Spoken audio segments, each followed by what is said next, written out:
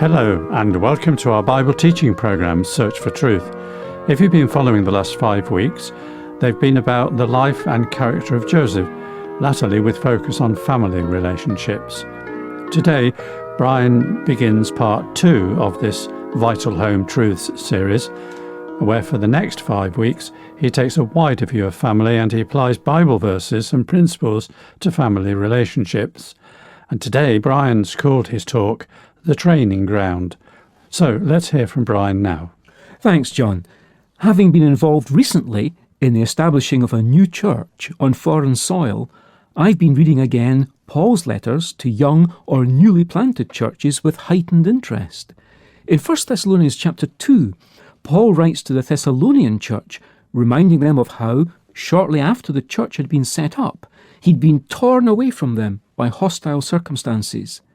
Leaving them at that time had been the last thing he wanted to do, and he wrote to tell them of the great suspense he'd undergone, wondering how they were faring in his absence. When he could bear it no longer, it was then, he explained, that he'd sent Timothy to them to encourage them. Paul's great fear was that for some reason they might not be continuing in the Christian pathway. Now that Timothy had returned, bringing with him a favourable report of their progress, Paul was overjoyed. The relief in his letter to them can almost be felt. Listen to it in chapter 3, verse 8, as he says, "For now we really live if you stand firm in the Lord." He was so grateful, wasn't he? And he goes on to reveal that day and night he'd been praying for them. And in fact, at that very moment of writing, he burst into prayer for them, asking God that their love, which was already a reality, might keep on growing. But what really struck me in thinking over Paul's love for his spiritual children, that's those who formed this infant church in Thessalonika, what really came home to me was this pastoral love the apostle was expressing was really parental love. Think of the way he'd really missed them, his unbearable suspense of not knowing about their welfare, the relief of receiving reassuring news at last, and his constant prayerfulness for them. These all bear the marks of a devoted parent's love and care for his or her children. A true parent just wants to be there for their family, has a real protective care for them, is overjoyed to see evidence of progress and development, and is committed to lifelong prayer for them. I'd like this to be the background and our framework for our short treatment of family matters. It's true beyond a shadow of a doubt that our family life matters very much to God. He is the God from whom every family in heaven and earth is named. That's how the same apostle addressed God in prayer in Ephesians chapter 3 and verse 15. Bowing his knees, he said, to the God from whom every family is named. It's a tremendous example, especially as we come to God in our family prayers, isn't it? What a perspective and comfort to be assured that our prayer burdens for family members originate with the one who instituted the family unit at the time of creation and cares about each and every example of it. The pastoral care of the apostle was in itself a reflection of the love of God for his people. Through Isaiah, in the Old Testament, God says in chapter 1 verse 2, "I have nourished and brought up children." He was referring then to his ancient people, the Israelites. "I have nourished and brought up children, and they have rebelled against me." If you've known difficulties in the domestic sphere, if you've been deeply frustrated by the response of children, then in taking it to the Lord in prayer, you can be sure that he fully understands how it feels. It would be natural enough to suppose on the surface of it that this topic has no relevance for, say, a single person. But that's really not the case at all. Psalm 68, verses 5 and 6, tell us that God, who is the father of the fatherless, sets the solitary in families. It's God's desire that we come to know him and in doing so cultivate relationships with other believers on the Lord Jesus. We value the counsel of older, more mature disciples, and on the other side of the equation, we can nurture spiritually younger believers. Very soon, an adopted family materializes, especially if the Lord uses us to help bring others to the Saviour. Paul spoke of Timothy and others in Corinth as being his spiritual children, because he had been instrumental in their coming to faith. Since we intend using Paul's care for the Thessalonian church as an example, in a real sense, this is the most direct application of the family lessons we'll be drawing with God's help. But you say, what about people who, sadly, haven't had very happy family experiences themselves? In fact, it's said that Martin Luther struggled to rejoice in the thought of God as his father because of his own family background. And I know of other people who've only responded with some measure of warmth to the idea of God as a father after much intensive counselling. One thing we need to try to appreciate is that our idea of God shouldn't be conditioned by our own imperfect experience of relationships. It's really meant to be the other way around. That is, our appreciation of God as a father ought to be reflected in our own parenting. Bearing in mind the idea of modelling our paternal and parental skills on God and his dealings with us, as they're revealed to us in the Bible, let's pick up the first point from Paul's letter to the Thessalonian church. It's found in chapter 2, verses 7 and 8. There we read, "We proved to be gentle among you, as a nursing mother tenderly cares for her own children." The word nurse here comes from an idea meaning to nourish, to rear up, to train up children. Notice again how the pastoral application is drawn from family life. Here's a mother's nurturing and training of her children. Perhaps this is something that's not as valued as it once was in our society. Not that we wish in any way to speak against mothers who, because of pressure of circumstances, have to entrust part of the training and rearing of their children to others, possibly professionals. Whether it's full-time or whether it has to be part-time, the reality is that child rearing is a career in itself.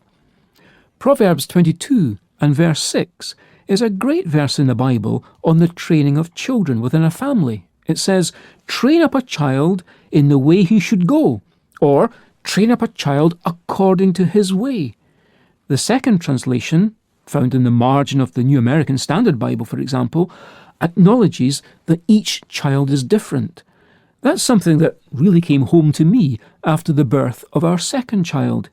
Even from a few months, Anna bore the stamp of her own personality, quite different from Michael, her older brother, in her sleep patterns, eating habits, and in the way she reacted to people. In training our children, it's important to be sensitive to their different, God-given characteristics. When it says, "train up a child according to his way," the word way literally means something trodden. Elsewhere in the Bible it crops up in different connections, as in the effect of someone treading on a bow in order to bend it to shape. That's quite enlightening. As we link it back to our child-rearing verse, it relates to how each child's personality is shaped differently. We wouldn't necessarily expect to bring up all our children in exactly the same way. For example, some may respond better to encouragements than warnings, or vice versa. The second point on the training of children that flows directly from an understanding of the same Bible verse in Proverbs 22 verse 6 has to do with the fact that the word train there, as in train up a child, comes from a word referring to the roof of the mouth, and was seemingly used to describe the action of a midwife dipping her fingers into the juice of crushed dates and then massaging a child's gums and palate. The tangy taste stimulated the child to suck.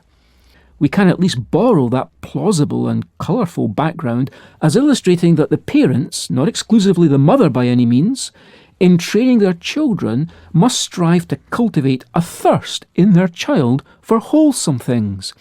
Think of the words of Philippians 4 and verse 8. "Whatever is true, whatever is honourable, whatever is right, whatever is pure, whatever is lovely, whatever is of good repute, if there is any excellence, and if anything worthy of praise, dwell on these things." If we as parents don't demonstrate such superb family values, but say, watch any old trash on the television, then it's not very likely our children will acquire a taste for those praiseworthy things of Philippians 4. Above all, parents are to seek to stimulate a real thirst for God and His truth. Many Christian parents have their own stories of their very young children sitting with their little kiddie's Bible, like the 8-year-old found sitting in the living room reading her little devotional. "What are you doing?" she was asked by someone. "I'm pretending to be Mummy," came the reply. Mothers especially have a tremendous responsibility and privilege in moulding the generation to come, particularly at an early age when the clay, so to speak, is still wet and impressionable.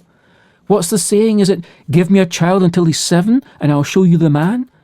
That could be a very loose paraphrase of our Bible text from Proverbs.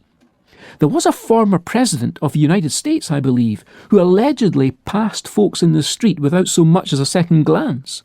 But on encountering a child, he would stop and doff his hat, because, he explained, who knows what that child will become.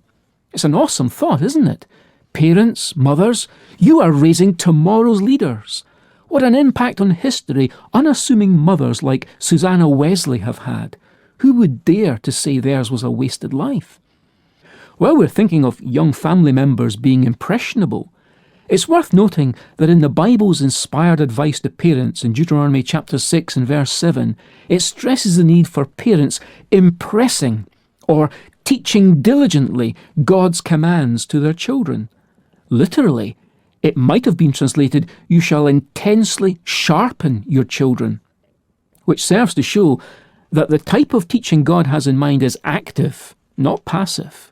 Certainly, the transfer of truth from one generation to the next is not automatic, but requires time and effort that has to be supplied by parents. Heavenly Father, may thy blessing rest upon thy children now, when in praise thy name we hallow, when in prayer to thee we bow, in the wondrous story reading of the Lord of truth and grace, may we see thy love reflected in the light of his dear face. May we learn from this great story all the arts of friendliness, truthful speech and honest action, courage, patience, steadfastness, how to master self and temper, how to make our conduct fair, when to speak and when be silent, when to do and when forbear. I hope you're enjoying this series of talks. And by the way, did you know there's a free book which accompanies this series? It can be yours for the asking if you write in by post or email. It's a digital ebook unless you request a hard copy. But if you want one, just ask for Vital Home Truths. And you can do it, as I say, by email or by post. And here's our postal address. Search for Truth, Hayes Press, The Barn, Flaxlands, Royal Wootton Bassett, Swindon SN4 8DY, UK. Our email address is sft@churchesofgod.info.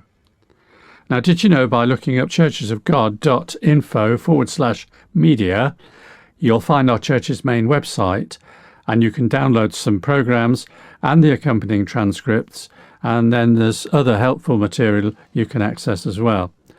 So we've really enjoyed the pleasure of your company today. Thanks for tuning in, and I look forward to your company again next week if you're able to join us. But until then, it's cheerio and very best wishes from our Bible teacher Brian, our producer David, our singers, and me, John. So see you soon, and in the meantime, may God richly bless you.